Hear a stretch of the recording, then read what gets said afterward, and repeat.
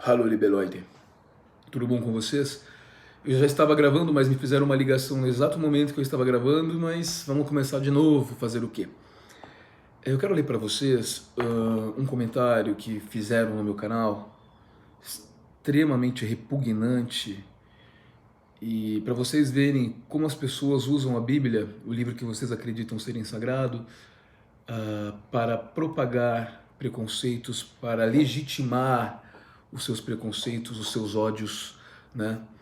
É muito interessante, né, que a pessoa que está julgando a outra provavelmente se supõe perfeita, porque ela tem uma religião que faz com que ela acredite que ela é especial. Essa pessoa que fez esse comentário não é mormon, pela linguagem. A gente conhece o mormon pela linguagem.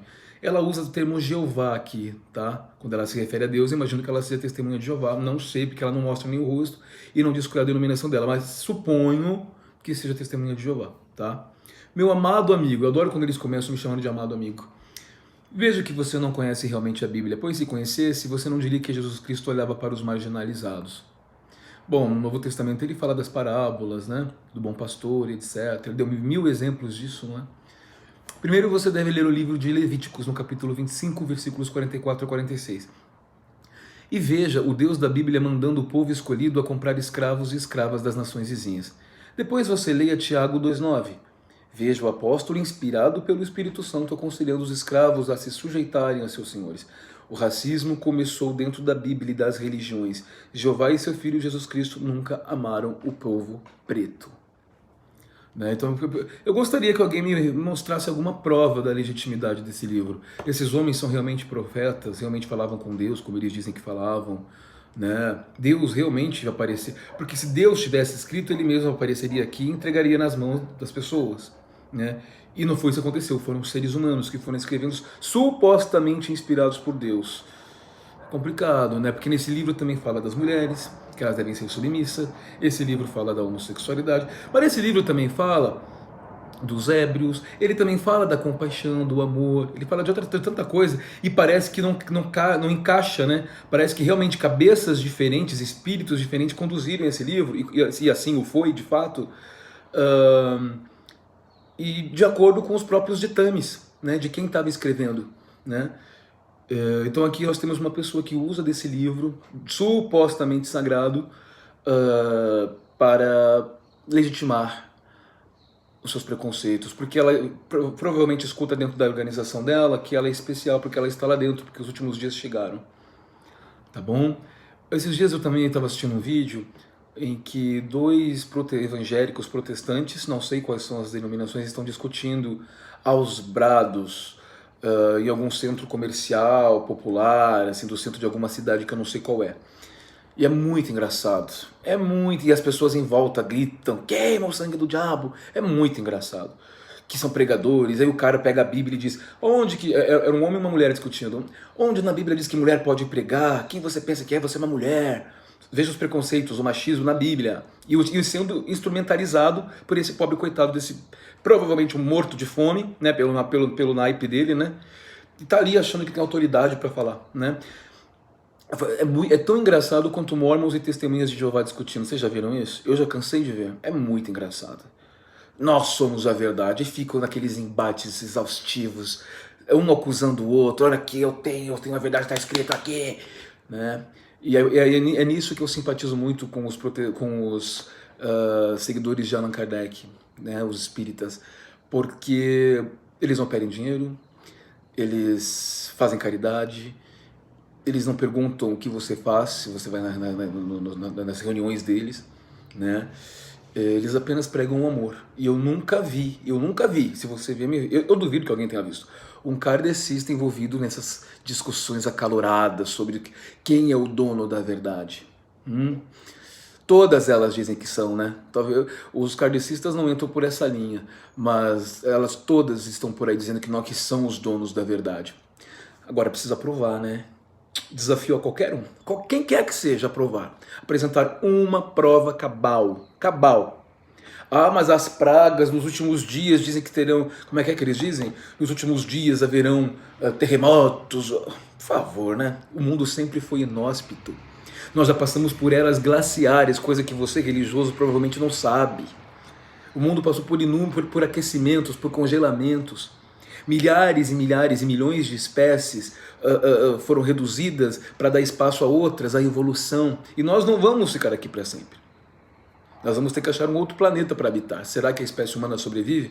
Ela tem se mostrado bastante resiliente no correr dos milênios, lá do Neolítico, Paleolítico, que vem crescendo e vem, né? E vem através dos milênios aí subsistindo, né? Parece-me que será necessário realmente algum investimento numa corrida espacial para achar um lugar onde essa espécie possa habitar, né? Então não me venha dizer que isso é profecia, né? Porque eu também não consigo entender por que isso seria um sinal da vinda de um Messias, né? Trovões, guerras, como é que decadência moral, tempestades, furacões. Esse Deus, mas que Messias é esse? Ele não veio aqui para redimir as pessoas, ele precisa dar esses sinais. Por que ele não emite sinais de amor? Não, porque ele vem para destruir os iníquos. Bom, desculpe, mas nessas tragédias que vocês tanto falam, terremotos, furacões, enfim, morre muita gente boa. Deus não escolhe? Se ele está vindo aqui para punir os iníquos e resgatar os seus, né? Como vocês dizem, o tal do Messias, que é uma coisa que não faz o menor sentido, por que ele não poupa as pessoas boas? Né? Eu fico triste com esse nível de superstição que as pessoas têm. Eu não estou dizendo para vocês que a gente tem que ser só cérebro, só razão. Tem muita coisa que a razão que eu não enxergo, que a minha visão é limitada pela própria biologia dos nossos olhos. Por exemplo, a visão das minhas gatas, das minhas gatinhas, é muito mais apurada. Elas até preferem, elas enxergam à noite, a gente não enxerga. O focinho de um cão é muito mais apurado. Então há cheiros que eu não detecto pelo meu olfato. Né? Os meus sentidos não captam tudo. Na verdade, tem muita coisa acima de mim que eu não sei, é claro. Mas eu continuo defendendo a razão para que a gente não caia na mão desses estelionatários da fé. Essas pessoas tiram de você tudo que você tem e, em troca, te oferece uma falsa sensação de segurança. Isso é mentira, tá? Bom, vamos lá então. Vamos falar de números? Vamos falar de números. A Organização Mórmon diz lá dentro, nas reuniões, que são os donos da verdade, é claro, e também dizem que nós somos a organização que mais cresce no mundo. Eu fiz um cálculo baseado numa informação que eu retirei de um site oficial da seita, em que eles dizem que eles têm 1.500.000 membros, tá? Será que tem?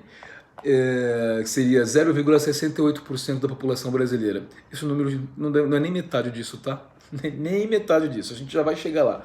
Eles têm 2.142 congregações, seriam as alas, tá? Essas alas são delimitadas de acordo com, utilizando ali o critério de onde as pessoas residem, tá? Esse é o critério que eles usam, você mora em uma determinada área, então nós vamos formar uma ala aqui. São 2.142 congregações. Algumas dessas congregações, na verdade eu ia elaborar um outro raciocínio aqui, mas congregações não é exatamente o prédio em si, né? 2.142 igrejas, né? Prédios, né? Eu acho que 2.142 congregações são realmente os grupos de pessoas, não o prédio em si. Quantas capelas será que tem, hein? Eu não peguei, mas eu vou pegar esse número de congregação então. Então eles têm 2.142 congregações. É porque às vezes duas congregações usam o mesmo espaço físico, a mesma capela. Vocês estão me acompanhando? Mas ótimo, melhor ainda então. Então peguei aqui a minha HP12C, você que é contador deve saber. Deixa eu dar uma zerada aqui. Eles têm 2.142 congregações, correto? Quando eu era diácono, porque nas normas você vai evoluindo, né? Então, completou 12 anos, você vai para a organização de rapazes, sai da primária, onde ficam as crianças, e vai para a organização de rapazes. Aí você é designado diácono e recebe o sacerdócio oraônico. Aí eles põem a mão na tua cabeça, lá na frente de todo mundo, no púlpito e tal, e você fica que nem um imbecil lá. Mas enfim. E uma das minhas inúmeras atribuições era fazer a contagem da frequência, né, das pessoas. Eu lembro que quando eu passava de 110 pessoas, eu ficava até impressionado. Passava de 100, 110, eu falei, nossa, hoje está cheio. As capelas Mórmon são grandes, vocês devem conhecer, são prédios valiosos, né? E aliás, eu fico me perguntando aqui por que eles constroem tanto templo? Que existem as capelas, existem os templos. Os templos são exclusivos para os membros mais fiéis, que cumprem os requisitos, inclusive o pagamento do dízimo. Se não pagar dízimo, não entra.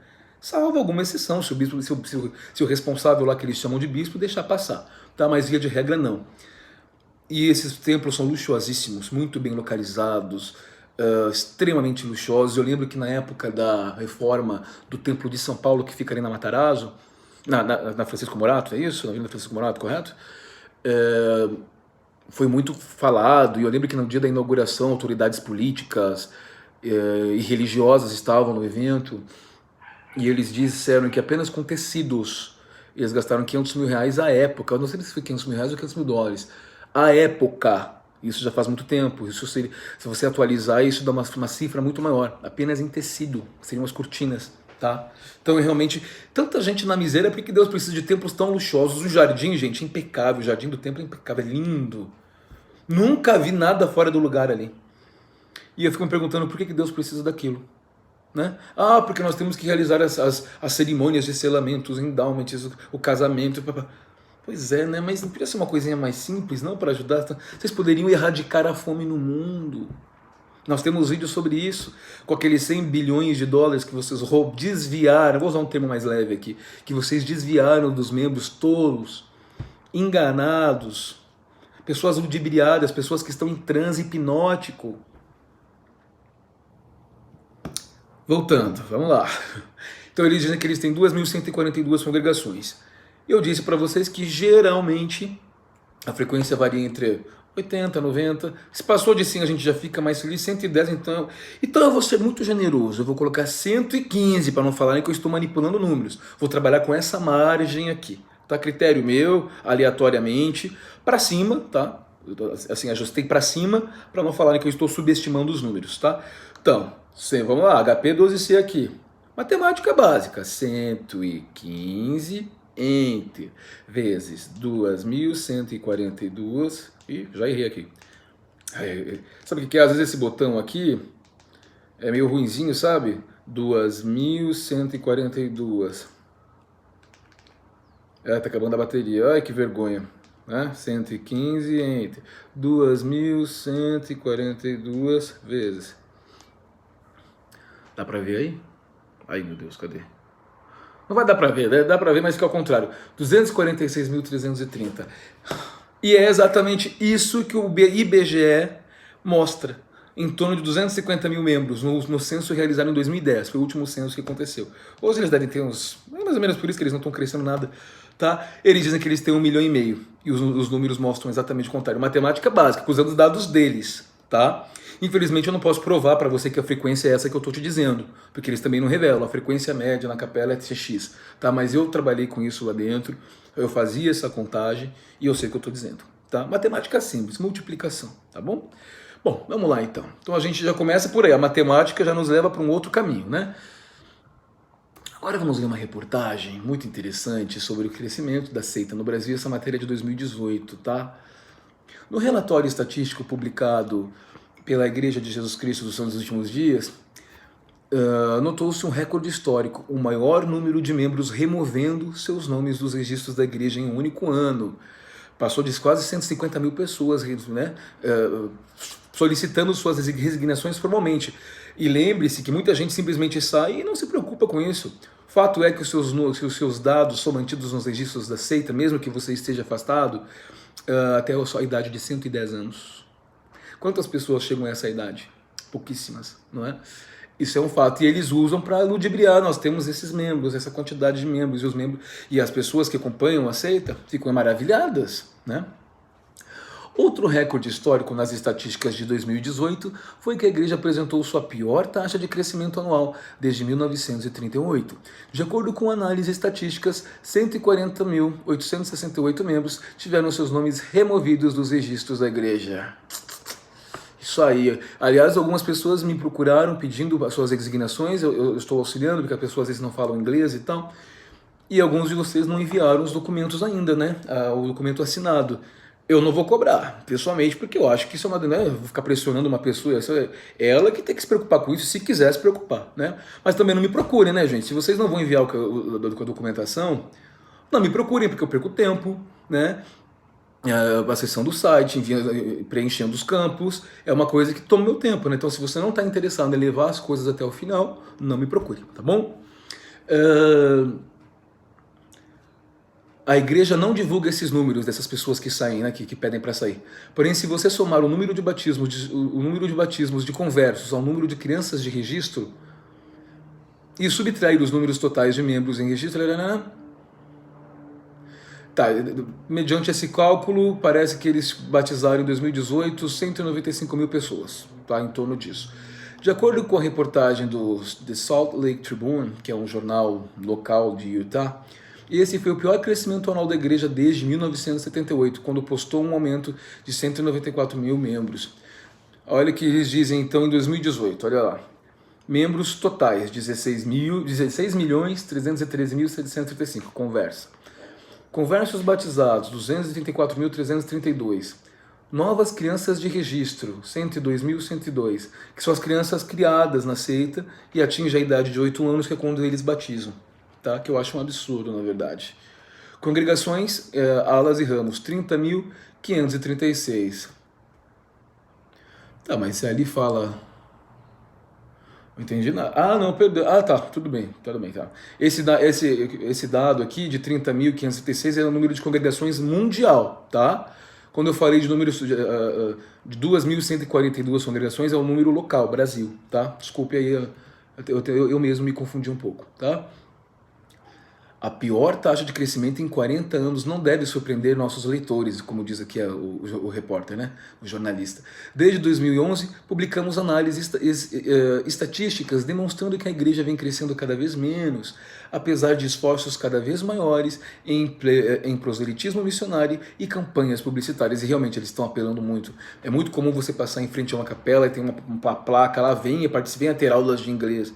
Aí o cara te dá uma aulinha básica de inglês e já aproveita para te doutrinar. Não, eles tomam parte em eventos folclóricos das cidades, passeatas, né, datas comemorativas, e eles não vão como pessoas normais, eles vão caracterizados de mormons para pegar, né? E realmente um serviço missionário muito ostensivo, tá? E esse ano, é claro, eles vão crescer quase nada, aliás, eles vão decrescer com toda certeza, com toda certeza. E aí na conferência geral de 2014, o profeta Thomas S. Monson, né, que a gente fez um vídeo de como ele enriqueceu trabalhando exclusivamente na seita Mormon. Aí ele diz assim: estamos reunidos juntos como uma grande família, mais de 15 milhões de membros naquela época do discurso dele. Antes dessa vanglória de Monson em 2014, outros líderes haviam sido ainda mais sanguíneos em seus entusiasmos. Olha só. Na Conferência Geral de outubro de 2017, o apóstolo, nossa, que autoridade, Russell Ballard, havia alardeado. Aí, rapidinho aqui, quando fala de apóstolo, uma vez, eu acho que eu já contei essa história para vocês. Quem veio para o Brasil foi Richard J. Scott, né? Naquela época eu era assíduo na seita, eu estava numa fuga de mim mesmo, né? Então eu fui para a igreja de manhã, da igreja eu fui para casa, almocei, e depois eu fui num serão que haveria. Aí teve aquela cantora Liriel, que cantou muito bem, inclusive, e teve o Richard J. Scott. Nem sei se está vivo. O fato é, eu já vou explicar o porquê que eu estou tocando nesse assunto, que aconteceu uma coisa engraçada aqui essa semana. O fato é que acabou o serão, as pessoas foram cumprimentá-lo. Ela acabou chamando mais atenção por ele, que ela era muito famosa no Brasil naquela época, né, vendendo milhões de discos, sei lá o que estava acontecendo. E havia uma fila para cumprimentar o tal do apóstolo, né? Aí eu fui, eu queria falar com ela primeiro, mas aí fiquei com vergonha e falei com ele. Quando chegou a minha vez, ele me deu uma olhada assim, ó, sabe? Arregalou o olho, eu fiquei até constrangido. E eu fiquei com a sensação de que ele tinha lido a minha alma. Tinha visto os meus pecados, sabe? Eu me senti tão invadido com aquele olhar.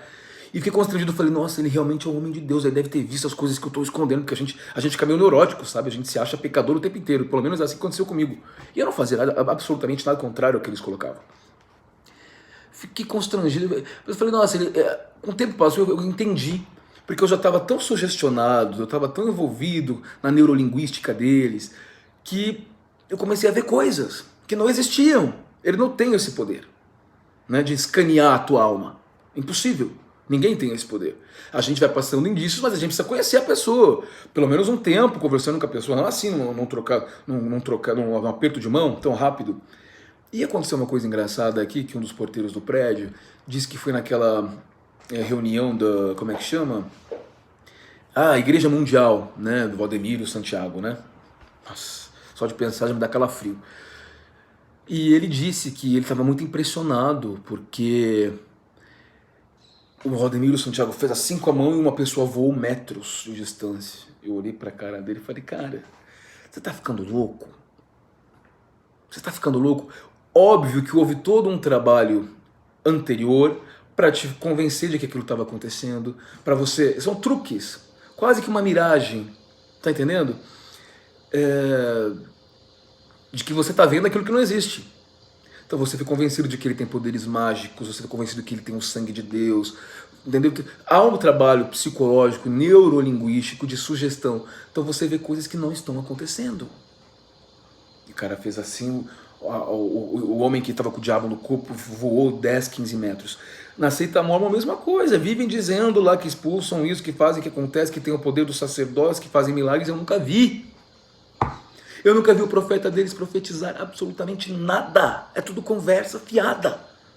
Tá? Vamos lá. Vamos que eu não quero me desviar aqui, tá bom, gente? Olha o que diz então esse apóstolo Russell Ballard. Como uma das fés cristãs que cresce mais rápido no mundo, construímos uma capela nova todo dia de trabalho. Maravilhoso, né? E ainda publicações em jornais oficiais da própria Igreja Mórmon e muitos artigos que reforçavam essa percepção. Igreja que cresce mais rápido no mundo. Houve matérias no Brasil sobre isso, que até 2050 os mormons teriam não sei quantos milhões, 100 milhões de membros, sei lá quantos milhões, eu posso até procurar essa matéria. Isso não vai acontecer. Tá? Estamos há 30 anos do dito fato, né? Não vai acontecer. Pode apostar que não vai. Na Conferência Geral de 2018, o anúncio dos dados estatísticos simplesmente foi ignorado durante a Conferência Geral, pela primeira vez na história. Olha que estranho. Eles sempre começam essa reunião falando de números. Quanto cresceu, como que tá, e dessa vez eles não falaram. E foi publicado apenas online, não foi verbalizado na conferência, tá? O Jornal Oficial da Igreja até tentou fazer uma alarde com a chamada número de membros da Igreja Sud oficialmente ultrapassa 16 milhões, sem fazer quaisquer alusões ao fato dos números não terem sido divulgados durante a conferência. E, obviamente, sem notar o quão irrelevante esse número total é para se analisar o real crescimento da Igreja. A título de comparação, os números oficiais publicados pela Igreja para o fim de 2017 são 16.118.169. Já no calendário de 2018, foi para 16.313.000. É um crescimento zero. Isso partindo do pressuposto de que as pessoas estão se batizando e permanecendo. Muitas. Eu vi muitos casos. A pessoa se batiza porque está apaixonada por um elder, está apaixonada por um sister, está não sei o que, está triste. De repente ela acorda e se manda. Então, ele não está crescendo coisa nenhuma. Tá? Em abril de 2012, houve uma reportagem que falava sobre o crescimento da seita Mormon no período de 1981 até 2011. Com base nesses dados estatísticos, publicados pela própria igreja, e comparando-os com as estatísticas populacionais mundiais. Em abril de 2014, pegaram agora o período de 2012 e 2013, para verificar, para comparar com o crescimento da década de 80 até 2011 e o período de 2012 e 2013. Computados os dados oficiais da igreja, de total de membros por ano, podemos rastrear as taxas de crescimento anual da igreja. Vemos então que nos últimos 30 anos a taxa média de crescimento caiu 5 ou 6% nos anos 80, para 3, 4% nos anos 90, 2, 3% nos 14 anos, e entre 2 e 2,5% na última década. Você imagina agora como a coisa está, né? Além de ser notável a redução progressiva na taxa de crescimento total, sabemos que a taxa real de membros em atividade ou por autoidentificação, que é assim que o IBGE trabalha, você se identifica, né? Você fala, eu sigo tal denominação, e eles vão criando os dados, né? Essa taxa é bem menor que as taxas oficiais computadas pela igreja, que costuma contar com membros de todas as pessoas batizadas ou abençoadas, quando crianças até os 120 anos de idade, o falecimento confirmado. Eu falei 110, hein? Eu estava errado. O seu nome fica lá até você completar 120 anos de idade, tá? O que torna o número total de membros uma ferramenta para rastreamento de crescimento menos confiável. Como foram as coisas nos últimos 6 anos, até 2018, né, de 2018 para baixo? O crescimento dos últimos 6 anos é um parâmetro interessante de análise, pois quantifica o impacto do ímpeto missionário por trás da revelação das drásticas mudanças no serviço missionário em outubro de 2012. Sim, de fato, os missionários poderiam servir a partir dos 19 anos, serem enviados, e eles são, independentemente de dignidade, é tudo conversa fiada, não tem isso, mas eles reduziram essa idade para 18 anos, porque muitos terminavam o colégio e iam para a faculdade, não queriam saber dessa patifaria. Eles falaram, opa, vamos reduzir para 18, que aí eles já terminam o colégio e vão direto. Não tem nem tempo de expandir a cabeça, de ir para uma faculdade, né? Nem tempo de saber o que é bom, né? O profeta Thomas Monson havia revelado novos parâmetros etários, como eu estava explicando para vocês, para missionário de tempo integral, para impulsionar a obra missionária. E agora podemos objetivamente calcular o impacto dessa diretriz nos anos de 2013 até 2018. Como podemos ver, o número de missionários aumentou consideravelmente após uma explosão inicial e uma igual retração. Hoje a Igreja Sul dispõe de quase 14% a mais de missionários no campo que tinham antes da mudança há 5 anos. Então, eles percebendo que a igreja começou a decair, eles reduziram a faixa etária obrigatória para servir a missão. É obrigatório. Obrigatório. Não venha dizer que eu escolhi seguir uma missão. Claro que você escolhe, você vai, né? Mas veja, se você não for, você é difamado, você perde as bênçãos, você não é um homem puro, você não é um homem adequado, você não tem... como é que é cumprir uma missão honrosa? Não case com aquele rapaz, ele não serviu missão. Você é taxado, né, de todas as maneiras possíveis. Enquanto a alta liderança, nenhum deles, os 3 lá em cima hoje, o profeta e os seus apóstolos e seus conselheiros, profeta, nenhum deles serviu missão. E os bobalhões ainda vão. E não é uma missão maravilhosa, uma missão na Grécia, sei lá, em algum lugar da Ásia, né, para conhecer, para adquirir cultura, não. Nos lugares mais pobres do mundo, passando todo tipo de fome, pagando por isso, tá tendo que se alimentar na casa dos outros, que você nem sabe a higiene daquela pessoa. Cara, é terrível. É terrível. E eles chamam esse período de 2 anos, que você trabalha 6 dias e meio, né?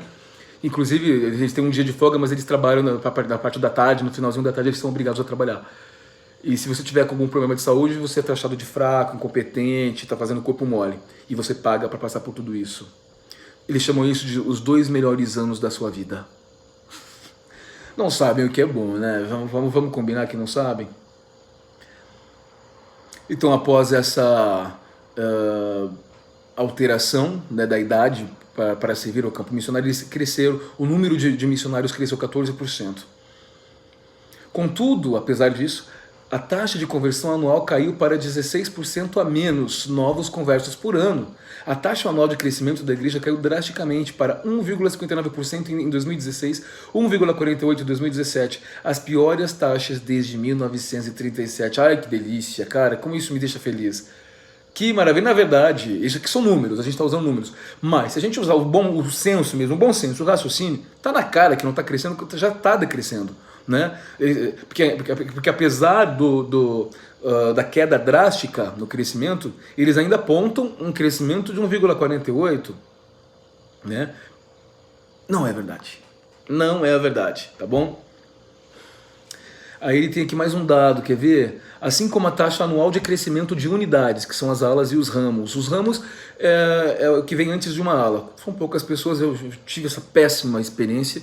Nós nos reuníamos numa capela, assim, numa escola que a Seita alugava, um colégio público, horroroso, feio pra burro, sem estrutura, uma fome desgraçada, uma coisa horrível, lá em Viamão, posso nem te lembrar.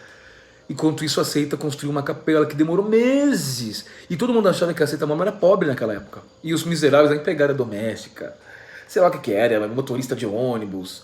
Sabe, gente muito humilde frequentava aquilo ali. Muito humilde, gente simples. Mulheres com 8 filhos, que andavam quilômetros no meio daquelas tempestades torrenciais, temperaturas baixíssimas lá em Viamão, Rio Grande do Sul. Que é um lugar horrível, nem passe por lá se você for, pelo amor de Deus. Olha, desculpe aí a vocês, tá? Desculpe mesmo. Não gosto nem de lembrar. E o crescimento dessas alas caiu para 0,67 ao ano. O ano de 2018 apresentou ainda piores taxas, sendo a taxa anual de crescimento total de membros caindo ainda mais para 1,21. E a taxa anual de crescimento de unidades, que seriam as alas ou ramos, caindo ainda mais para 0,1% ao ano. Eles estão vendendo, fechando capelas e vendendo. Porque, afinal de contas, tem valor imobiliário. São capelas geralmente muito bem construídas em ótimos terrenos. Tá? Como anda o crescimento das unidades da igreja? Não obstante, podemos rastrear a taxa de crescimento de novas unidades, seriam as alas e os ramos, pois em média estas necessitam de números de participantes ativos médios, razoavelmente estáveis e comparáveis. É aquele cálculo que eu fiz no começo, né? A gente precisa saber mais ou menos o número de participantes. Eu coloquei 115 para ser muito generoso, tá? E não é abaixo de 100.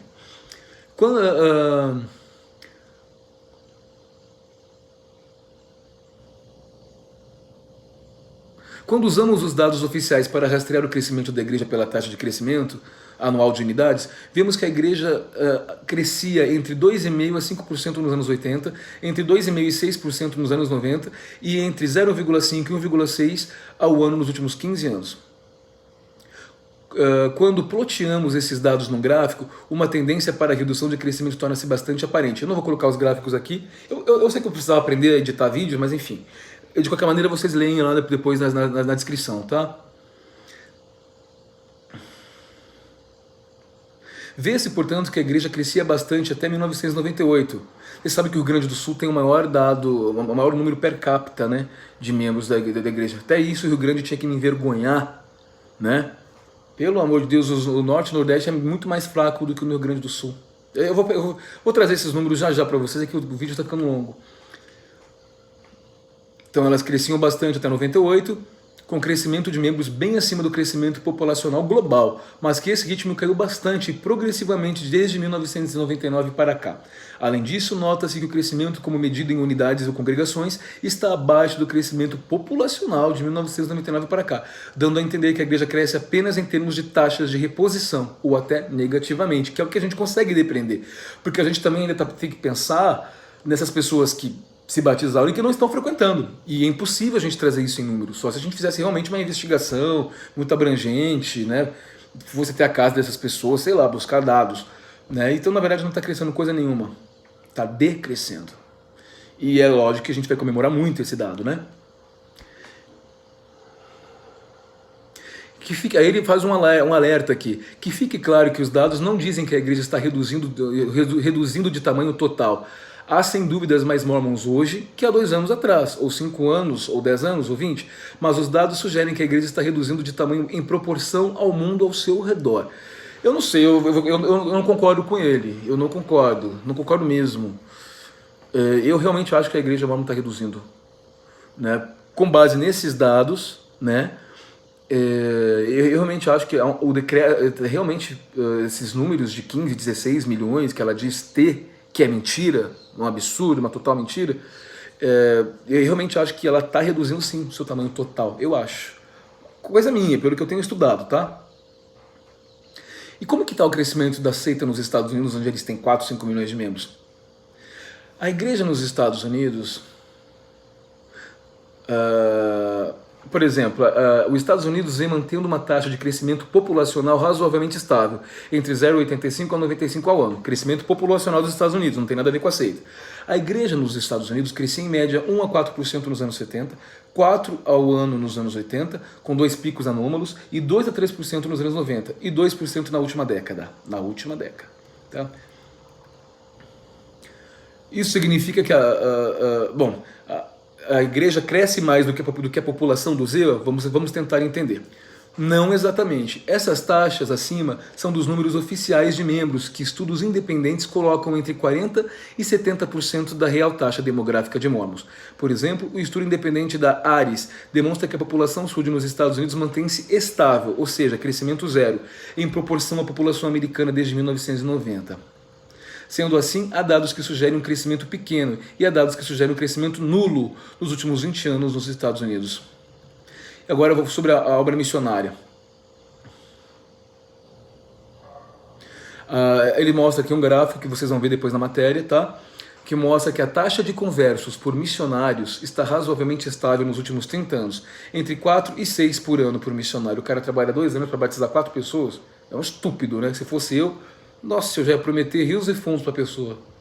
Porque eles são pressionados por números, tá? E quanto mais você batiza, mais você é o bambambam, né? Nossa, eu ia chegar lá e ia apavorar, meu filho, não quer nem saber. Vai batizar. A senhora vai batizar, a senhora vai ganhar um cachorro quente, vai lá que a senhora vai ser muito feliz. Acabou. Né?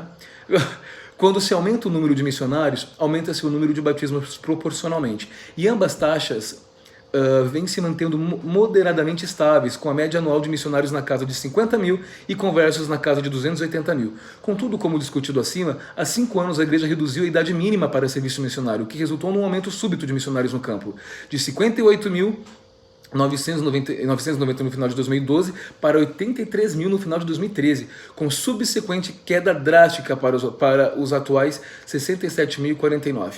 Então subiu e desceu para 67 mil. Não obstante, a taxa de batismos de conversos manteve-se no mesmo nível que nos últimos 25 anos, caindo ainda mais nos últimos 3 anos, enquanto a taxa de batismos por missionários caiu para um recorde histórico negativo. Então eles estão fazendo todo o esforço possível, reduziram a faixa etária, para a gurizada ir mais cedo, com 18 anos, você vai colocar o teu filho para sofrer na mão dessa gente. Né? É um absurdo completo, é um total... É uma insanidade, uma estupidez. Eles tentaram aumentar o número de missionários, conseguiram um pico, depois desceram para 67 mil. Eles não conseguem aumentar a taxa de batismo, porque está decrescendo, tá bom? E isso é um dado de 2018, tá? A gente ainda não tem 2019, 2020 vai ser muito pior. Vai ser muito pior, vai ser muito engraçado, eu vou adorar ver isso. 10 anos antes desta mudança, a igreja havia anunciado uma política que reduziria o número de missionários no campo, por aumentar o grau de exigência para o serviço. Os resultados, como se pode ver, foram desastrosos. A igreja vem lutando desde então para revertê-lo. Então eu não conhecia essa política que aconteceu, que eles queriam, que eles se tornaram mais exigentes, né, para que as pessoas pudessem servir como missionários. É uma loucura, né? É uma loucura, porque... né? Tá tão difícil, né, para manter os membros lá dentro, para converter, para manter, né? Uma coisa é você batizar, outra coisa é você manter, é completamente diferente, né? Tá, vou pular essa parte aqui. Nosso vídeo, eu tinha tanta coisa para falar, vou pular aqui também.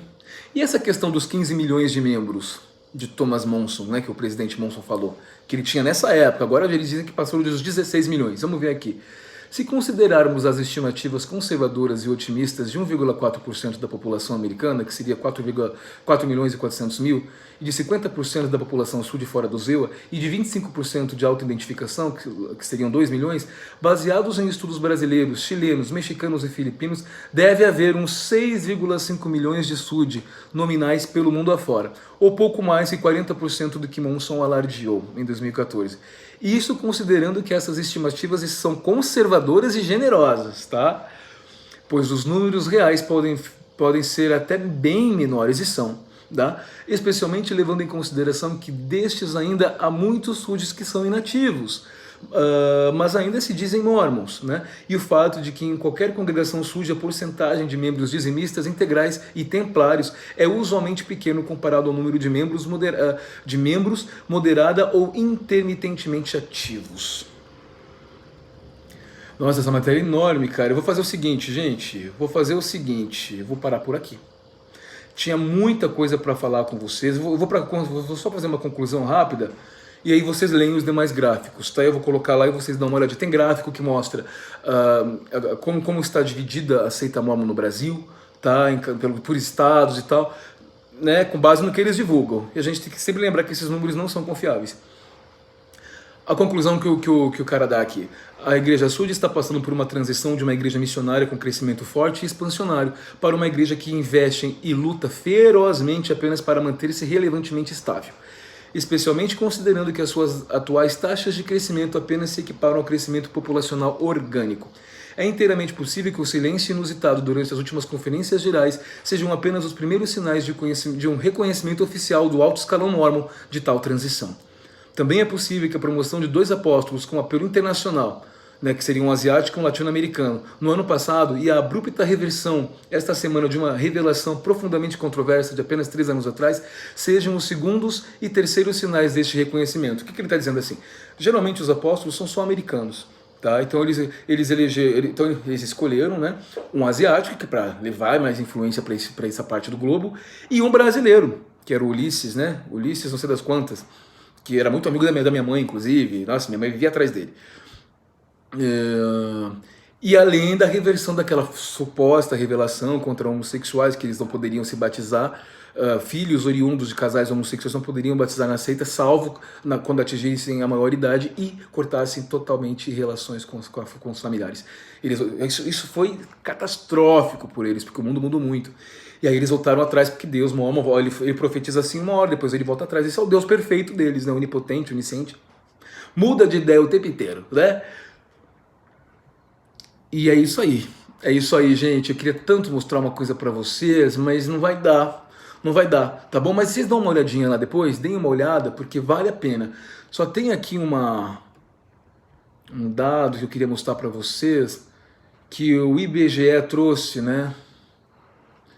Que é completamente diferente do que a Igreja Mórmon anuncia. Cadê o que a... Só assim, só os Mormons por região. O Sudeste é a região com maior concentração de santos, nos últimos dias, 41% da igreja, tá?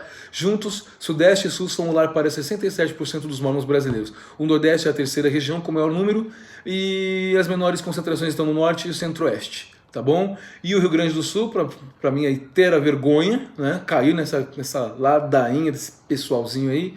Ele tem a maior proporção nacional, o Rio Grande do Sul, tá? Com 26.206 pessoas mormons, ou seja, 0,24% da população gaúcha. Uma pena, uma peninha, né? E é só as pessoas mais simplesinhas, aqueles bairros mais humildes, tá? Porque gente inteligente não cai nessa, não. Desculpa dizer isso, né? Na verdade, uma grosseria da minha parte, né? Muita gente inteligente cai nessa, porque às vezes passando por momentos complicados, a pessoa sucumbe, né? Então, atenção, adquira informação e proteja-se. Bom domingo a todos. Até a semana que vem. Visda.